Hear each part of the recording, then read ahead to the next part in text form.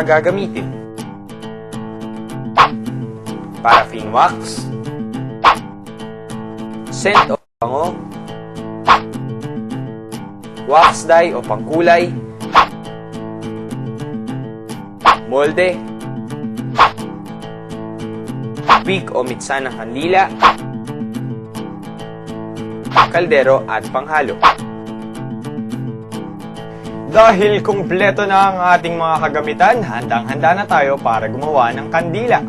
Una, magtunaw tayo ng isang kaldero ng paraffin wax, depende sa dami ng gusto nyong lutuin. Antayin hanggang matunaw.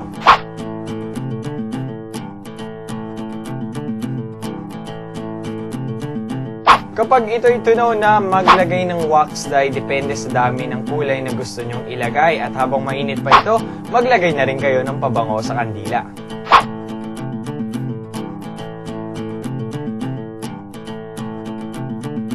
Ilagay sa molde ang natunaw na wax ayon sa hugis na gusto nyong gawin. Maglagay ng wick o mitsa habang ito ay malambot pa at antayin itong tumigas.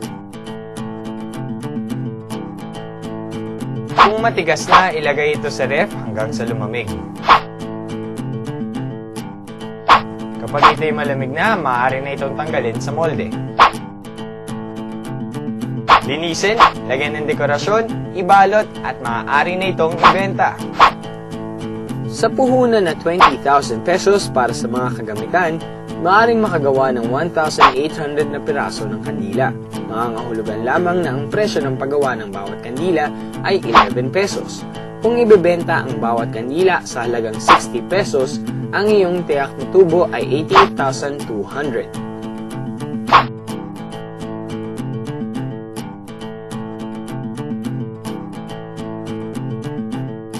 Naging kakaiba talaga ang negosyo natin for tonight.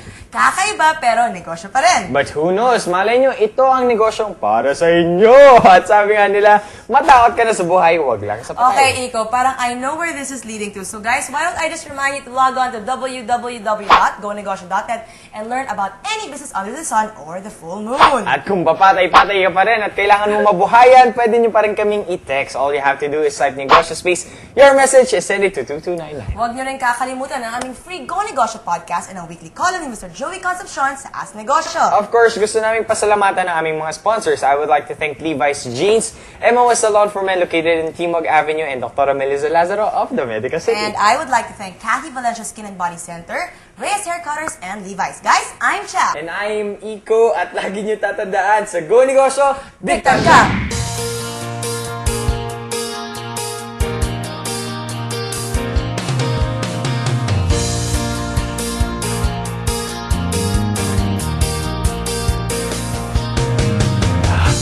Kaya, Pinoy kasi tayo may tiwala sa ating sarili. Galing sa Diyos, lakas at talento, wagi ang Pinoy kapag nagnegosyo. Magnegosyo, go negosyo, iba ang Pinoy, iba tayo. Magnegosyo, go negosyo, masipag at masika.